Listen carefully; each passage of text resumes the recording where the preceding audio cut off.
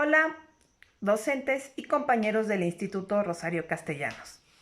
Mis compañeras Noemí Rodríguez España, Emma Tarinda García, Jacqueline Vázquez Zamora y su servidora Rosa María Estrada les vamos a hablar del caso Florence Cassés, una joven originaria de Francia que es arrestada en la Ciudad de México acusada de secuestro, llevada hacia el rancho Las Chinitas, en donde con ayuda de cámaras de Televisa y de TV Azteca, el momento es grabado en vivo. 3 personas se encontraban en el interior, quienes manifestaron que eran personas secuestradas por los antes mencionados. En todo momento, Cristina Ríos y su hijo hablan y dicen que no la conocen. Su testimonio es que no conocen a Florence, no conocen a Carlos Vallarta. Después de una entrevista con Denise Merker, en donde Florence manifiesta su inocencia, declara que es inocente, ese testimonio cambia. Ahora Cristina la conoce por el brazo. Habla de una mujer de tez blanca, cabello rubio. Florence es pelirroja. En nada coincide ni con la edad tampoco. Se le niega el llevar un proceso justo, un juicio justo, en donde el Estado en todo momento le vulnera sus derechos. Las pruebas que aporta no tienen fundamento legal. La confesional la declaración pues son cambiadas en todo momento. Flores manifiesta que ella reconoce que también por presión de los testigos, ya que Cristina Ríos incluso se va de la ciudad. Ella ya no regresa, dice que se siente insegura en nuestra ciudad. El abogado de Florence, el licenciado Horacio García Vallejos, es asesinado. Le dan 2 balazos, uno en la cabeza y uno en el pecho. Posteriormente, su familia, desde Francia, contrata los servicios de un abogado, Agustín Acosta. Cuando él se presenta con Florence, lo que le llama la atención no es los 30 y tantos tomos que ya consta el expediente de Florence, sino que él manifiesta que Florence le pregunta, ¿y no me va a decir si soy inocente? Para Florence era en todo momento importante que conocieran su verdad, que conocieran su testimonio, cómo ella era víctima de nuestro sistema. Israel Vallarta sigue preso. Apenas con la pandemia contrajo el virus y por estar en el reclusorio se le negó el acceso a un médico. Debido a lo grave que se presentó su enfermedad, fue trasladado. Pero de lo contrario, él sigue esperando sentencia. Estamos hablando de muchos años en espera de una sentencia. Un caso que, como todos sabemos, estuvo lleno de irregularidades y lagunas jurídicas que hasta el día de hoy no se han esclarecido totalmente. Sin embargo, en esta ocasión nos referiremos a él no solo del punto de vista jurídico, sino más bien del punto de vista de la materia de victimología. Esto nos lleva a realizarnos la siguiente pregunta, es que si en realidad la francesa Florence Cassés es una víctima más del sistema de justicia penal en México o realmente es responsable de los delitos de los que se le fueron acusados.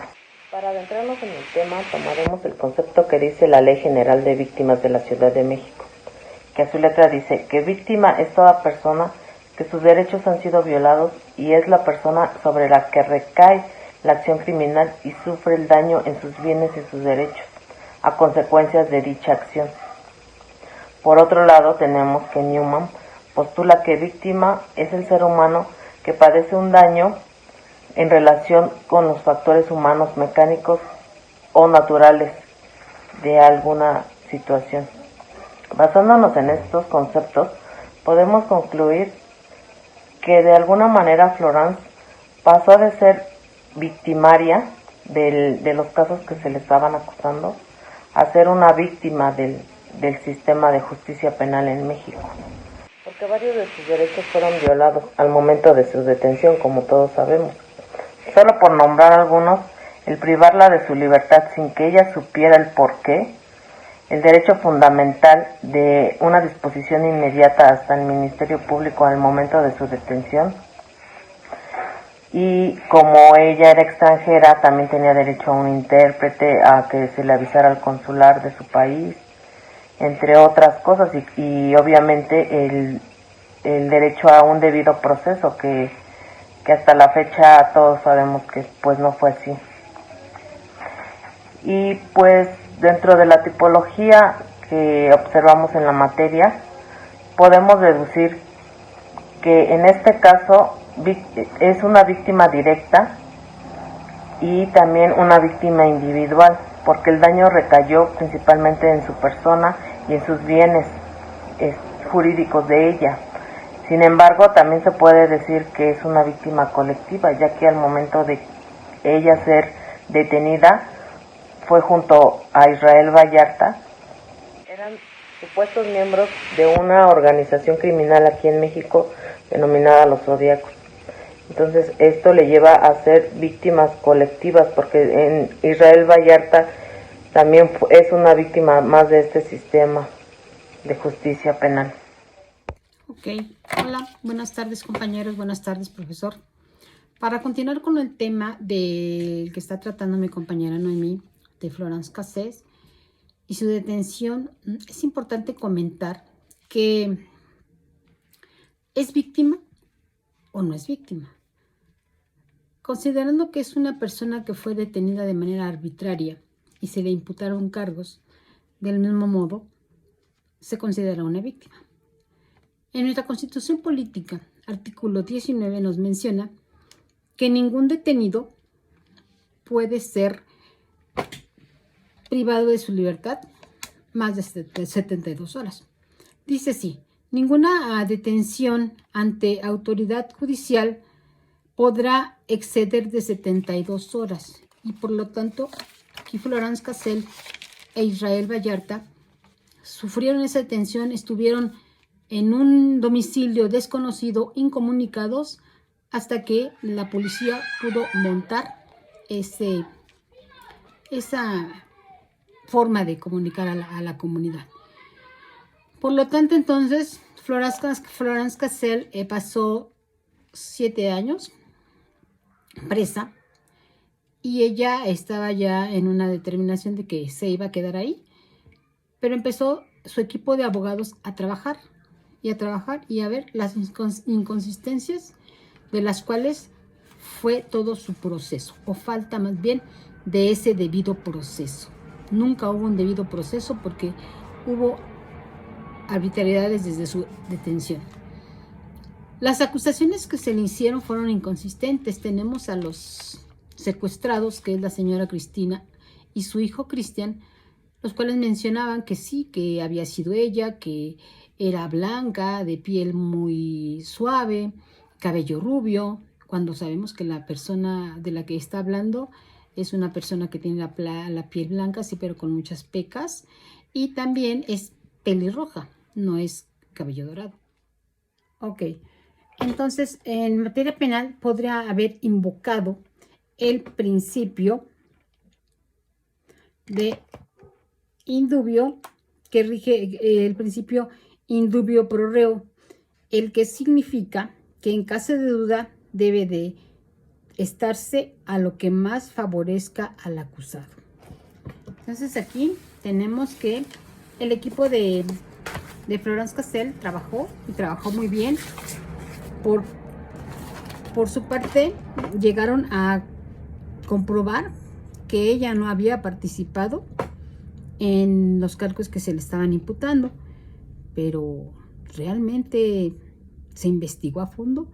Realmente Florence Cassés no participó. ¿Quién nos dice que ella no fue el cerebro de esta manipulación que se hizo y logró hacer para que se le tomara como una víctima, y el que había tenido problemas con algunos políticos, se habla de que tenía algunos negocios con una empresa que fabricaba autos blindados, y de alguna manera Israel dejó de estar trabajando con ellos.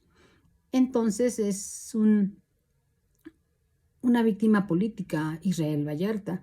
Aquí se buscaba un chivo expiatorio y lo encontraron a él perfectamente, porque aparte el hermano de Florence Cassés trabajaba con este político que era el que fabricaba los autos blindados. Entonces aquí buscaron un chivo expiatorio para que él cargara con la culpa. Y ahora, ¿cómo podemos decir que son víctimas directas o indirectas los secuestrados?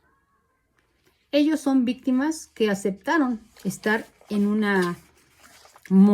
montaje, por lo tanto son víctimas, son víctimas, pero son víctimas que de alguna manera sabían que estaban participando en algo que era ilícito.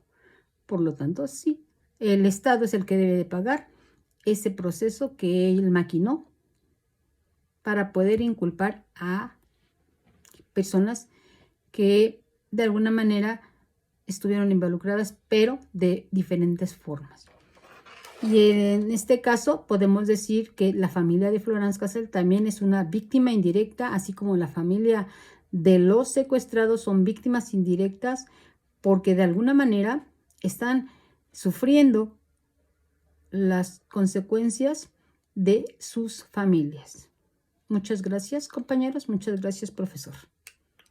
En conclusión, el caso Vallarta fue un caso en donde se plasmó y se televisó la violación al derecho de un debido proceso, al igual que a sus derechos humanos. Cabe recalcar que Florence fue una víctima directa e individual de la negligencia del sistema de justicia mexicana, como lo marca el artículo 1 de la Constitución mexicana: todas las personas gozarán de los derechos humanos, ya que el Estado tiene la facultad de proteger, respetar y garantizar estos derechos, los cuales le fueron violados y vulnerados a Florence. Dentro del caso entró la duda razonable, ya que las víctimas del supuesto secuestro entraron en contradicciones en sus declaraciones. Es de vital importancia decir que estas personas también fueron víctimas colectivas y directas, ya que el Ministerio Público las obligó a decir declaraciones falsas. Una vez que entra la duda razonable, la ley debe ser aplicada de tal manera que dañe menos a la persona imputada. Se me hace increíble que, a pesar de que ya pasaron muchos años y se volvió un caso tan polémico, aún no se le ha hecho la reparación del daño a Florence y tampoco se han esclarecido la verdad de los hechos.